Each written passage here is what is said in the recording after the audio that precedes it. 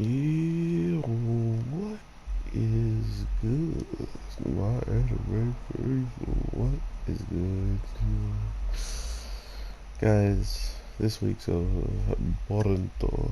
We got our boy Kakashi up to something, and we all know Kakashi can come up with some strange ideas,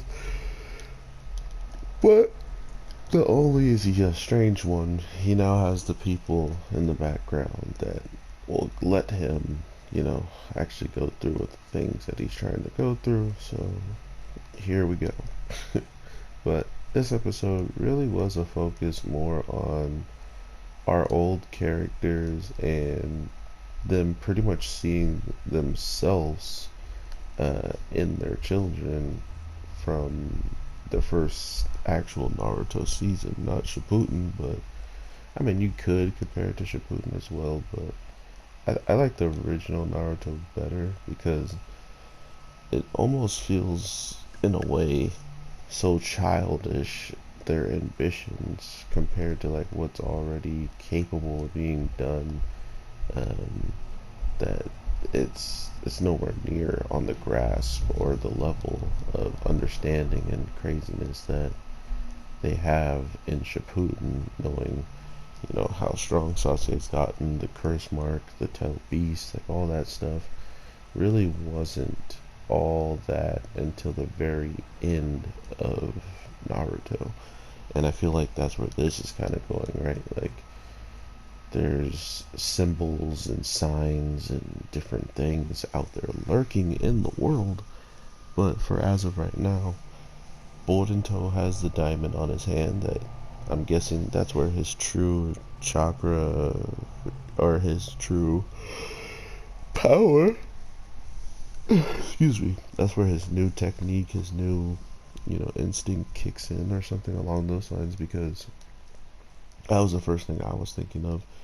Yeah, you don't have the chakra to move mountains, but you have something on your body that literally is foreign. It's not from you naturally.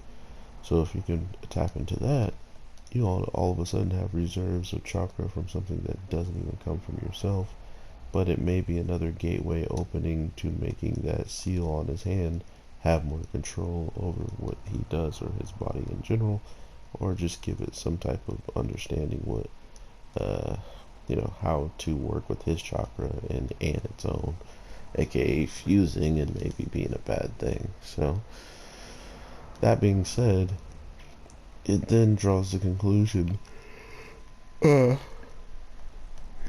he had people training with him to pretty much not even wound up showcasing a new technique. All they pretty much did was make him learn, how futile it was to try to make it bigger, try to make it uh, last longer, when already he has like a lightning based Rasengan.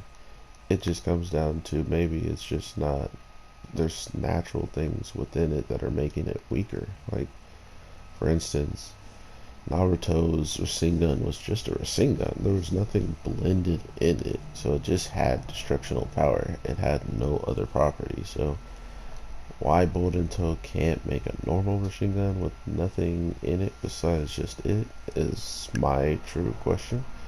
But regardless, we get the perspective of all the moms and pretty much how they feel about training, and we know for a fact that the two moms that I was expecting to hear from were Boruto's and Sarada's, seeing how they're the ones who just had their kids come back completely and utterly destroyed from their battle. So it made sense that it was them. The problem is them, like Sakura, getting the way that she is, which makes sense. She's a parent, So there's only so much uh, leniency she wants to have on her daughter when it comes to training and having shurikens and iron balls thrown at her for 2 days straight or something like that, and continuously working so hard. And we know that once chakra is completely left the body and you run out of it, you're pretty much useless and you fall over.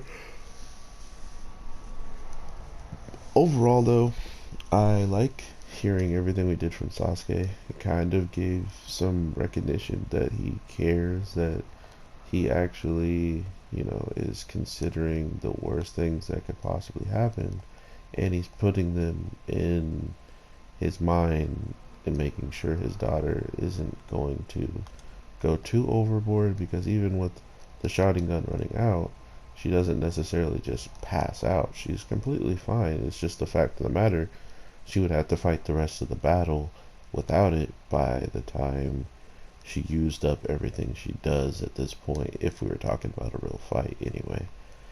I love these types of things with shows because, like I was saying, it just feels like the classic Naruto, but I don't think people really who are Boruto fans understand that aspect of just like, this is verbatim, like how they would train, how they would grind, and how the next time they see each other, they would have something new up their sleeve to add and complement their teamwork. So hopefully that is the case, and that's what I'm looking forward to the most. But with Boruto about to go up with an opponent, and this is like power scaling 101 inside of the show itself, and Kakashi uh, would be the perfect person to throw some power scaling his way towards his student, is by simply bringing in someone that should be capable of straight up, losing to Boruto because of all the training he's done.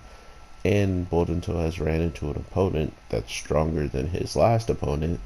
So if you still can't, no difficulty, beat your last opponent, imagine how strong and how much work you still got to go to get up to this new one that could slap your other opponent like a baby or something. Like it's kind of hurts to find out how weak you may actually be, or how much progression you haven't even made, if the only progression you've made is enough to beat your old opponent, your old enemy, and like almost lose to him or something, right? Like almost take too much damage and you come out with the last attack, kind of like last time.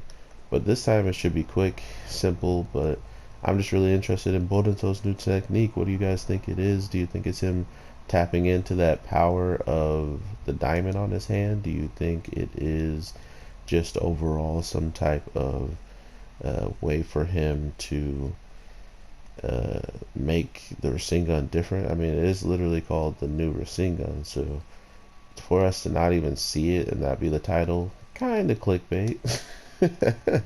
But overall, I'll talk to you guys in the next one, because I still got another show I want to talk about, and I think y'all will enjoy that one. So with that being said, take care and berries.